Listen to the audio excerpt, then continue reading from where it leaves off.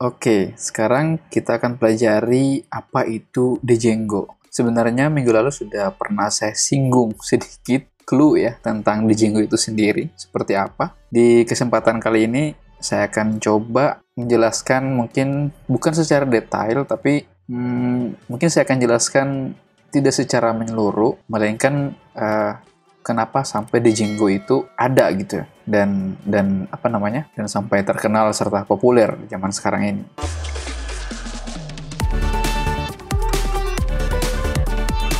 Jadi apa itu Django? Django itu adalah sebuah framework web atau web framework yang didirikan atau berbasiskan Python, dibuat ya menggunakan bahasa pemrograman Python yang mengikuti pola arsitektur MVC gitu.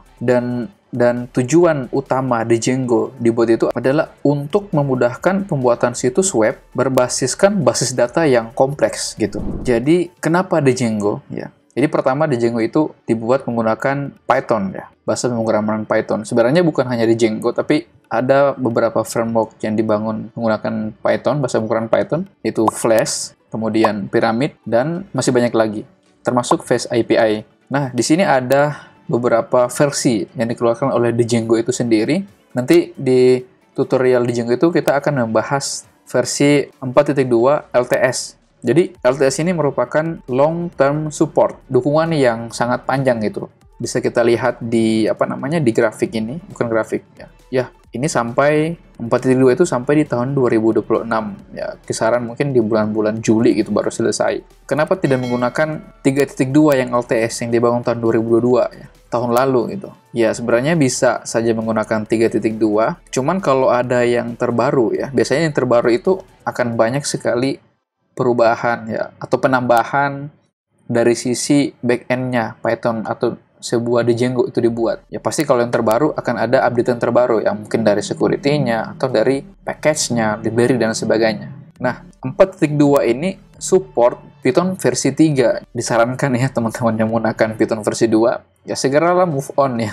Move on atau pindah menggunakan versi Python versi 3 supaya bisa menyesuaikan dan mengikuti tutorial Django kita nanti selanjutnya. Lalu Django ini sebenarnya dibuat pada tahun 2003 ya, pada musim gugur. Menurut saya Django ini merupakan salah satu framework yang cukup lama ya. Kalau dihitung dari sekarang itu sudah hampir 18 tahun ya. Dan kalau dibandingkan dengan framework yang lain seperti Laravel, itu Laravel dibuat pada tahun 2010 mungkin. Dan Flash tahun Laravel itu dibangun tahun 2005 dan Flash 2010 dan saingannya lagi Ruby on Rails itu tahun 2004 dibangun.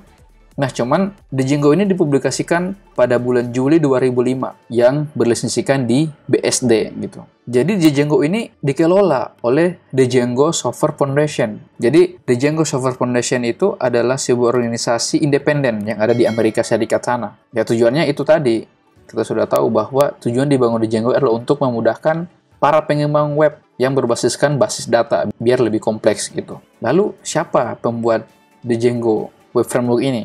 Nah, jadi Django itu dibuat oleh dua orang ya, menurut saya dua orang sahabat, yaitu Adrian Holovati dan Simon Willison. Nah, Adrian Holovati dan Simon Willison ini adalah seorang web programmer ya di kantor surat kabar Lawrence Journal di Kansas, Amerika Serikat. Sebenarnya mereka berdua ini bukan penggiat bahasa pemrograman ya, dan mereka ini cuman sebagai apa istilahnya itu, web programmer gitu, web programmer yang memang pada saat itu di kantornya mereka disuruh membuat kebetulan aplikasi yang mereka buat itu basiskan Python. Nah, mungkin Python ini di dalam pengembangan aplikasi web dengan dengan natif ya, Python natif itu agak rumit atau gimana, jadi mereka ini punya inisiatif atau punya ide untuk menciptakan sebuah framework yang memudahkan pengembang web gitu. Jujur, saya sebagai seorang pengembang web, istilahnya seperti itu merasa mudah gitu dengan menggunakan Django itu sendiri.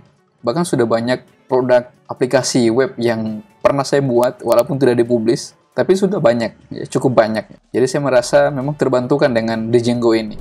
Lalu, kenapa dinamai Django itu? Jadi, awal penamaan sebuah framework Django itu, mereka itu bukan si Adrian Holovati dan Simon Willison, bukan ini ya, artinya bukan karena Django Reinhardt ini lantas Django itu ada, bukan ya. Tapi karena memang si Adrian Holovati ini sukanya main gitar, pemain gitar ini ya, solo ya, jazz romani ya, makanya dia risetnya bagaimana kalau Django lah, kayaknya nama yang sesuai dengan framework yang mereka buat ini. Ya.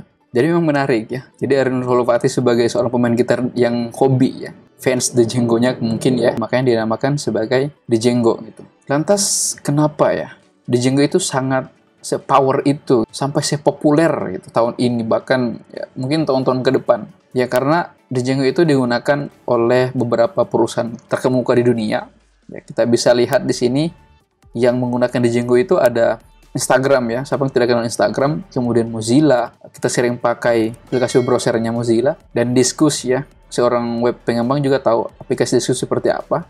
Ada Bitbucket, ada Nextdoor, Clubhouse, Dropbox, ini yang sering kita pakai sehari-hari untuk menyimpan data pribadi kita. Ada Spotify, Pinterest, National Geographic.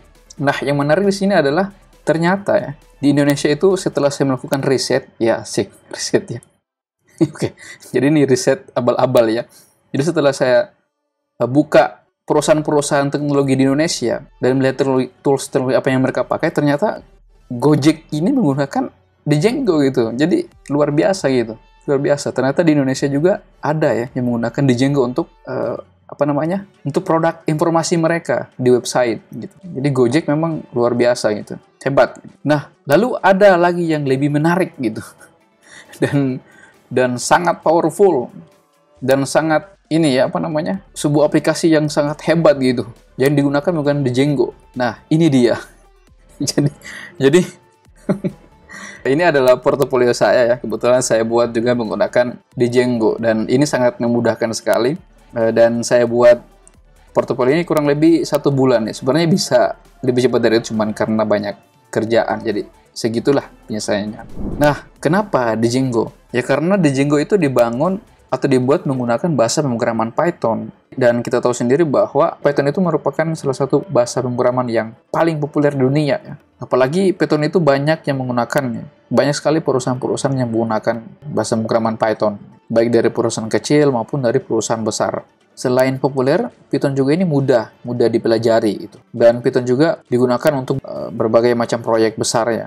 Salah satunya adalah pengembangan aplikasi website.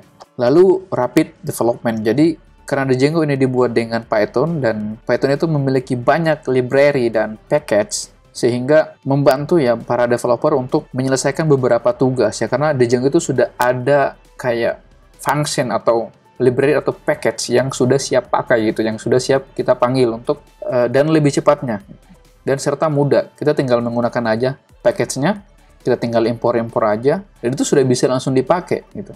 Itulah kenapa sehingga rapid development itu cocok dengan Django ini.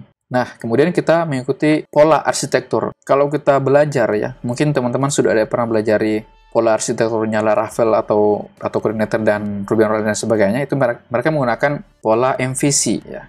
MVC ya, modul, view, dan controller. Berbeda dengan Django. Django itu ada URL conf, jadi ada routernya, ada route-nya, ada konfigurasinya, kemudian ada view, ada models, ada templates gitu. Kita lihat lebih jelasnya lagi seperti ini. Di Django itu kalau kita gambarkan seperti ini ya. Jadi ada klien. Nah, di sini si klien coba nge-request ke URL conf. Kemudian dari hasil request-nya itu dipilihlah ke view gitu. Mana yang cocok sesuai dengan request dari si klien. Kalau misalkan ada data yang dibutuhkan oleh si klien, kemudian dari view itu ke query set model ya. Dari model itu sudah membuatkan struktur untuk database di dalamnya. Lalu dari model ini komunikasi ke database gitu, dinamakan data transaksi. Jadi istilahnya ini bagusnya di Python ya, kita cuma bisa memanggil model yang dipilih oleh kita sendiri. Beda di framework lain, jadi dia siapkan semua database di model sini. Nanti si kontrolnya itu milih ini dia pilih data dari mana itu. Makanya modelnya itu dibuat semuanya kemudian dipilih. Tapi kalau di Django itu si view, si klien itu memanggil gitu. Ini model apa gitu. Nanti si modelnya yang komunikasi ke database, kemudian terjadi data transaksi di model. Nah, kemudian dari model ini ada respon data ke view. Nah, sudah ketemu datanya dan memilih template-nya. Jadi, mau ditampilkan di mana gini. Nah, pilih template, setelah itu memilih template lalu ditampilkan sebagai webpack di klien. Ya. Jadi, kira-kira polanya di Django itu seperti ini. Nah, jadi Kenapa Django itu sangat cepat? Ya karena itu tadi, Django itu hanya membutuhkan file atau database yang dibutuhkan saja oleh klien. Jadi dia tidak menampilkan semuanya gitu. Sehingga proses untuk menampilkannya itu sangat cepat. Lalu bagaimana tidak dengan database? Jadi klien itu sama kayak tadi ya, melakukan request, kemudian dari URL conf ini pilih view. Nah, karena tidak ada database, maka dari view ini dia menampilkan apa gitu. Apakah menampilkan indeks atau dan sebagainya. Gitu. Lalu dari template ini menampilkan ke klien sebagai webpack. Tentu dengan tanpa database ini sangat cepat sekali ya untuk ditampilkan ke klien. Pola arsitekturnya di Django itu kemudian disusun seperti ini. Ya, jadi ada URL, view, templates, dan model. Ini semua itu disebutnya sebagai aplikasi atau app. Nah, inilah menariknya di Django. Jadi, kita bisa menambahkan atau mengurangi app. Ya, itu di Django itu sangat mudah, tergantung kebutuhan proyek yang kita buat. Gitu. Nah, kita contohkan ya seperti ini. Jadi ada 3 aplikasi dalam satu project, misalkan yang kita buat adalah website. Misal contohnya ada about, blog, dan kontak. Jadi ini menariknya ya. Jadi memang di Django itu sangat mudah ya dan sangat memudahkan kita untuk memanage file atau bahkan folder. Nah gini Daeng gitu. Bisa tidak ini saling berkomunikasi gitu, saling relasi karena masing-masing aplikasi punya URL, views, templates, dan model ya. Ya jadi model ini bisa saling relasi ya. Antara aplikasi itu bisa saling relasi. Itulah di Django, hebatnya di Django. Jadi ini memang modular ya, modular dan sangat simpel gitu. Jadi kita tidak perlu membuat banyak function dalam satu file ya, katakanlah controller. Jadi kita tidak semuanya memasukkan ini fungsinya blog, ini fungsinya kontak, ini about, ini dan macam-macam gitu ya. Seperti itu. Lanjut. Nah, strukturnya itu seperti ini. Jadi nanti teman-teman bisa baca di dokumentasinya ya. Nah, ini merupakan linknya. Ini sebuah situs website. Nah, ini about, blog atau kontak itu disebutnya sebagai path atau URL gitu. Jadi di versi terbarunya itu disebutnya sebagai path. Kalau di versi 1 yang menggunakan Python 2 itu menggunakan URL, tapi bukan berarti URL itu tidak bisa dipakai. Dan sampai sekarang semenjak saya menggunakan Django dari 1.1 untuk URL ini masih bisa dipakai asalkan kita impor package dari URL conf itu tadi. Oke, lanjut.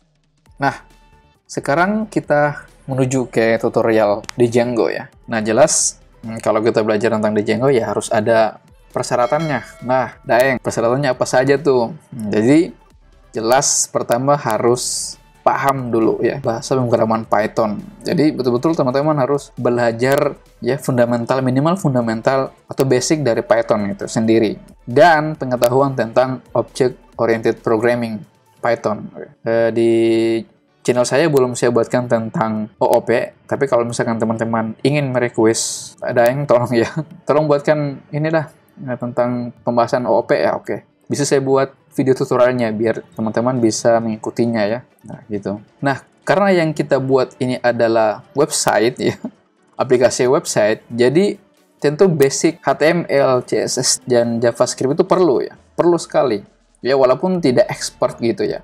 Tapi memang teman-teman harus bisa menguasai HTML, CSS, dan JavaScript. Ya, bagaimana kita membuat styling, ya, membuat tampilan. Ya. Itu ya tentunya menggunakan HTML, CSS, dan JavaScript. Kita bisa menggunakan tampilan sederhana dan kita custom dari awal. Dan kita juga bisa menggunakan framework CSS ya, seperti Bootstrap CSS dan juga Tailwind CSS ya. Mungkin di tutorial ini saya lebih banyak menggunakan Bootstrap CSS ya. Kenapa? Karena Bootstrap ini framework CSS basiskan komponen ya, UI kit. Jadi kita tinggal pakai. Cuman kalau Tailwind ini kita harus memang buat dari awal. Beda kalau kita sudah siapkan, sudah punya komponen, lantas kita tinggal pakai komponen itu. Tapi bukan berarti Tailwind CSS kita tidak pelajari ya. Nanti di project besarnya kita akan menggunakan Tailwind CSS sebagai UI UX-nya. Oke. Terakhir ini yang paling sulit sekali ya. Salah satu persyaratannya. Dan teman-teman harus punya niat. Harus ada niat dulu itu. Jadi niat itu sangat penting sekali ya. Kalau kalian tidak punya niat dari awal, jelas ini semua itu akan hilang gitu. Jadi memang betul-betul harus ada niat dulu. Harus ada dorongan dulu gitu supaya termotivasi gitu. Dan juga bukan cuma niat, pasti dibarengi dengan usaha. Ya. Karena kita tahu sendiri bahwa belajar membuat aplikasi itu tidaklah mudah, ya banyak sekali error ya kadang. Ini error apa lagi, ini pusing, akhirnya stres, malas gitu, langsung ditinggalkan. Ya. Selain usaha ya, kita juga harus banyak latihan gitu. Jadi yang memang betul-betul ingin belajar ya silakan cari referensi di dokumentasi di Django itu sendiri, atau di referensi YouTube lainnya, atau di artikel yang sudah membahas tentang Django itu sendiri. Mungkin cukup ini ya pengenalan saya tentang apa itu Django. Dan kalau misalkan teman-teman ada pertanyaan, ya silakan komentar di bawah di kolom komentar. Dan ya, satu lagi teman-teman harus menyiapkan di komputer ya, pribadi masing-masing teman-teman, bahasa pemrograman Python tentu sudah pasti, kemudian text editor yang mendukung pembuatan aplikasi web, dan teman-teman tentunya harus semangat ya.